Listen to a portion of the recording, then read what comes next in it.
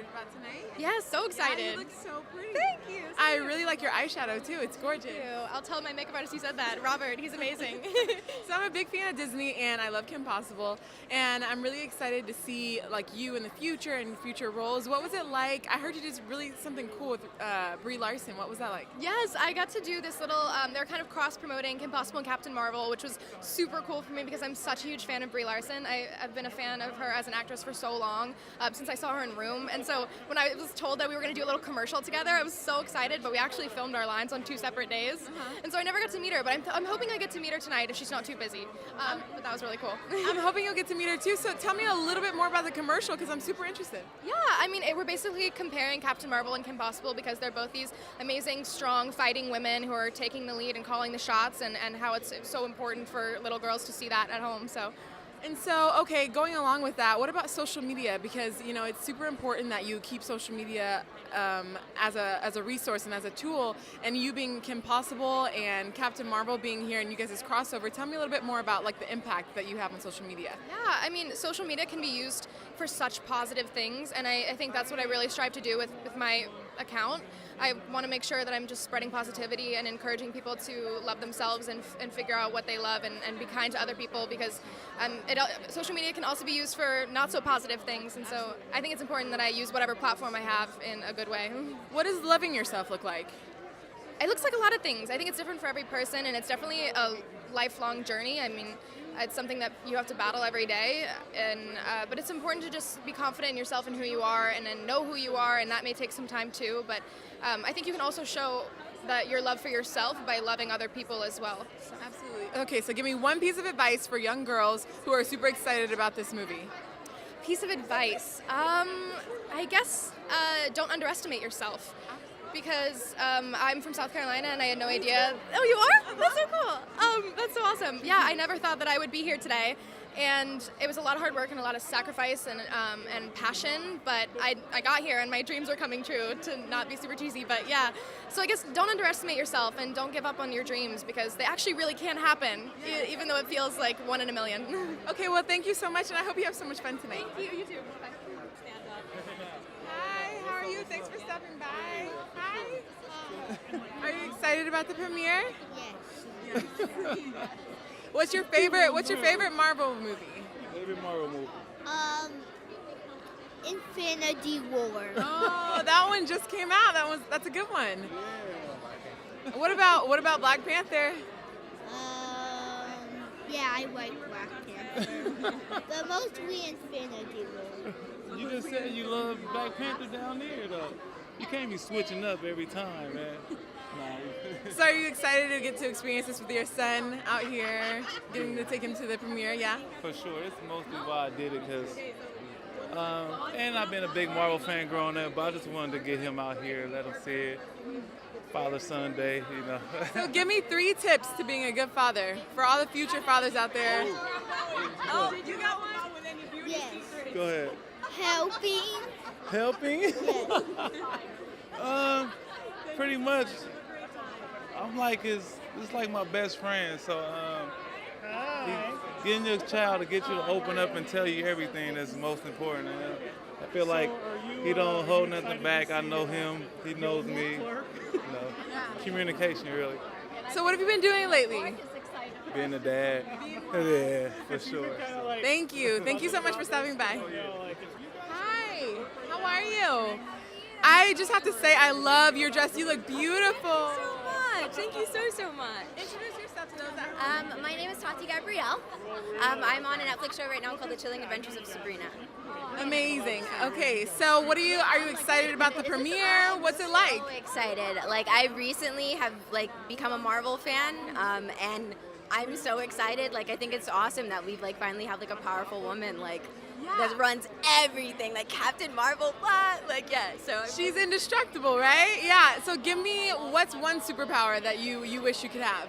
Or do you just want to be her? Ready for this question. I would have telekinesis, or move things with my mind, or I would want to teleport. Where do you want to teleport to? Anywhere. It would make traveling so much easier. You just okay, I've got my bag. Okay, ready? and I'm there. Like, that's it. If only we could get packing just as easily done. Yeah. Well, if I had telekinesis, then I could just like move everything into the bag, like just stand in the corner, just like, oh yeah, I'll take that and I'll take that. Yeah, it'll be great. So tell me more about your dress. What inspired you to pick this? It's an Elizabeth Franchi dress, and I don't know, I just wanted color and like, you know, superheroes, and like when you think superheroes, you think POW, and you think like colors. You look through a comic book, there's colors, and so I just wanted to, I don't know, come with the vibe. And I love your nails too. You've just got the whole like Captain Marvel look going on. You look like a superhero yourself. Thank you. I like to think so. I'm a superhero at heart. Yeah. Well, enjoy the movie, and thank you so much for stopping by. We're so excited that you're here for the premiere. What's important about this premiere specifically? Well, it's a production by one of my close friends, Louis D'Esposito, and I just love coming to all of these. Give me your favorite Marvel movie. Well, I'm from the original Captain Marvel from when I was a kid, so that for me is really happening. That's one of the reasons we wanted to see this tonight, especially that it's being played by a woman. So that should be very exciting. But, I mean, Captain America and Captain Marvel and Batman and Jack Armstrong and all these people, and it's fun, you know what I mean? Everybody is a little bit too serious in the world. Instead of being as serious as they are, they should worry about being happy. And we live in the greatest country in the world. What's wrong with us? Why do we have these problems getting along? Because different people have different opinions. I don't quite get it. Absolutely. So I want to talk a little bit about music and songwriting. Tell me a little bit more about that. Well, How has it changed? I think it's become a little less musical than it used to be. And there are a lot of new people, and some of them are really good, but you know, the Whitney Houstons and the Mariah Careys and the Elton Johns and the Billy Joels, they were really the superheroes for me. Absolutely. So you're missing the meat of the music. Sounds like. I mean, you know, think about listening to music today and how rare a Teddy Pendergrass was. I mean, or a Luther Vandross, or a Sam Cooke, or a Jackie Wilson. I mean, or a Bobby Darin. So it's a totally different ball game. It is. Man, I listen to the music, but I'm jealous that you got to be in the prime of it. You know, as a kid, I grew up at the tail end of the big band era. So my early influences were jazz. I never really wanted to be a pop singer. I was so into jazz.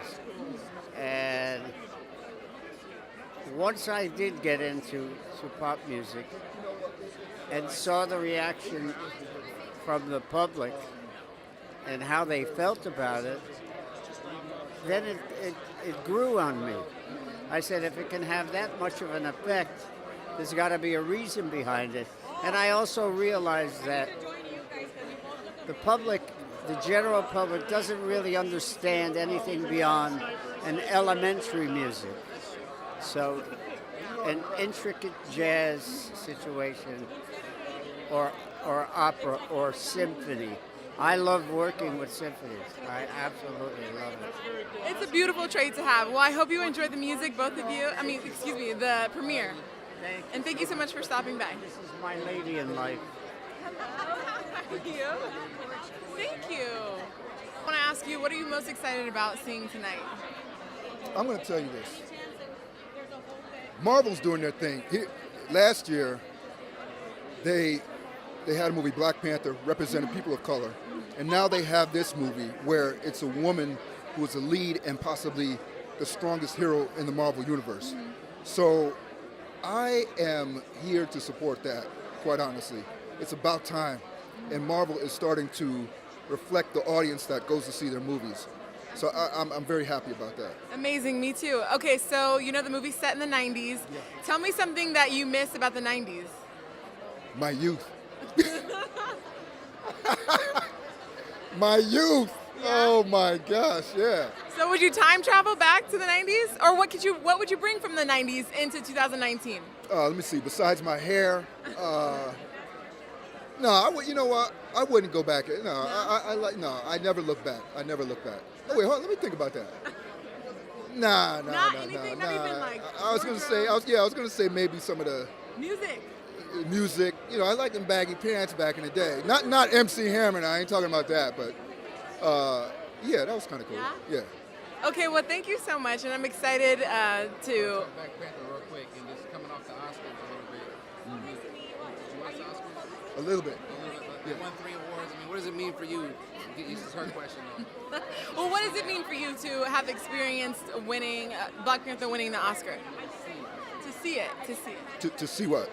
To see Black Panther winning the Oscar, to experience it, it's a big deal. It's a big deal. In today's culture, especially. Let me say this first. We, people of color, don't need awards. We don't need any organization to give us validation. We've been putting in good work for years, and it just hasn't been recognized. But I will say, any artist does their work to be recognized to some extent. And while we don't need the validation, it was good that these people were recognized for the quality work that they've been doing, not just in this movie, but for ages. Ruth Carter in costumes, wardrobe design, she's been putting in good work for years. Matter of fact, I was surprised this was her first Oscar. I thought she won an Oscar for Malcolm X. I thought and someone told me she wasn't even nominated. I was like, what? So, I mean, again, it's great to be recognized, but we don't need validation. We don't need that kind of validation from any awards. You know? Okay, well, thank you so much. Okay. She's like, you got serious on me. That was great, man. Hey, can you give us a drop for Rolling Out? Say your name and watch your Rolling Out TV. Where's it? Rolling Out TV? Rolling Out TV. You ready? This is Henry Simmons, and you're watching Rolling Out TV.